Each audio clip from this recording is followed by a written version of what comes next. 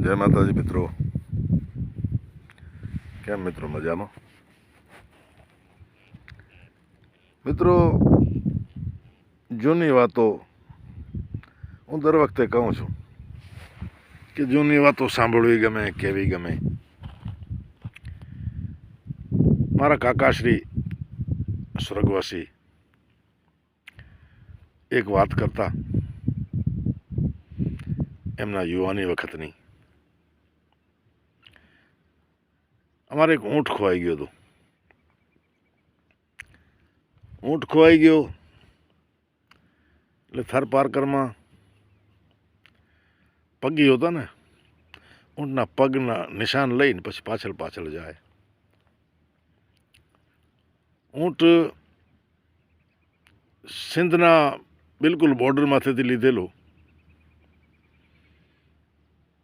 એટલે ઊંટ નીકળી ગયો.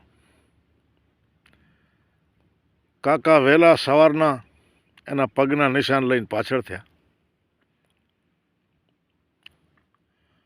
5 વાગ્યા સુધી હાલ્યા, સાંજના 5 સુધી. સવારના 5 વાગ્યામાં નીકળેલા, સાંજે 5 વાગ્યા.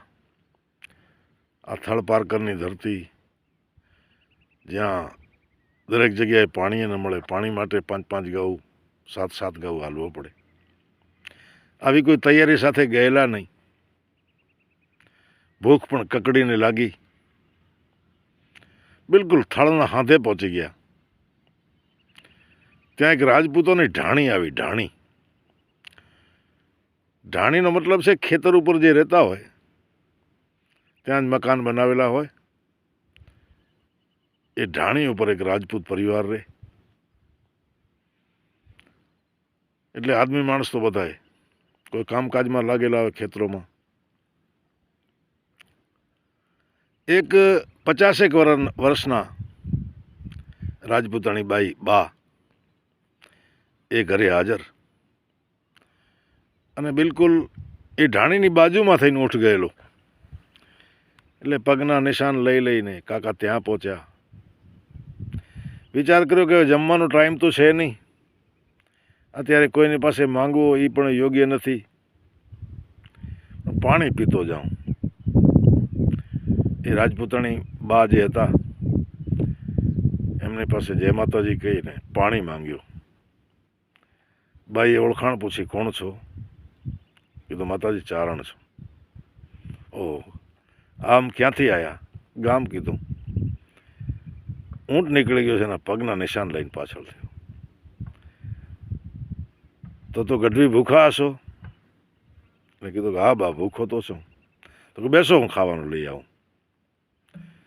સાહેબ બાજરાના 2 રોટલા, ચટણી અને છાશનો એક તાહળો ભરીને લાવીને દીધું. મારા કાકા વાત કરતા કે એ રોટલામાં જે સ્વાદ આવ્યો ને સાહેબ, એ ગમે એટલા લગ્નોમાં જમ્યા હોય, ગમે ત્યાં મિષ્ટાન ખાધા હોય, પણ એના જેવો સ્વાદ ક્યાંય ના આવ્યો. પણ સ્વાદ આવ્યો એનું કારણ એ છે કે ભૂખ બહુ લાગેલી હતી. બાપુ કાકા જમ્યા, અંતરથી આશીર્વાદ દીધા હશે. પણ પછી બાને પૂછ્યો, રાજપૂતાણી બાઈને, કે બા આ 2 રોટલા તૈયાર જ પડ્યા હતા તમારે? એટલે રાજપૂતાણી બાઈએ જે જવાબ દીધો ને સાહેબ, એ બહુ ધ્યાનથી સાંભળજો. બાઈએ વાત કરી, ગઢવી, હું જ્યારે લગ્ન કરીને આવીને તેથી મારી સાસુએ મને કીધેલું કે બેટા બપોરના 2 રોટલા આપણા પરિવારને જેટલી જરૂર છે એનાથી વિશેષ 2 રોટલા બનાવીને રાખી જ મૂકવાના. કોઈ ભૂખ્યો વટે માર્ગું આવી ચડે તો એને આપવા કામ આવે, અને જો કોઈ ના આવે તો એ ઠંડા રોટલા સાંજે ગરમ કરીને તારે જમી લેવા. એટલે કવિરાજ, મારી ઉંમર 50 વર્ષની થઈ અને હું 18 વર્ષની લગ્ન કરીને આવી હતી. એ દિવસથી મેં નિયમ પકડેલો છે કે મારે 2 રોટલા વધારાના હોય સાહેબ. હવે આમ તો આને જોવા જાઓ વાત તો બહુ નાની, પણ આમ જોવા જાઓ વાતનો વજન સાહેબ બહુ જબરદસ્ત વજનવાળી વાત કહેવાય. એ ધન્ય છે એ રાજપૂતાણીઓને, ધન્ય છે એમના સ્વભાવને, અને ધન્ય છે એની ટેકીને સાહેબ.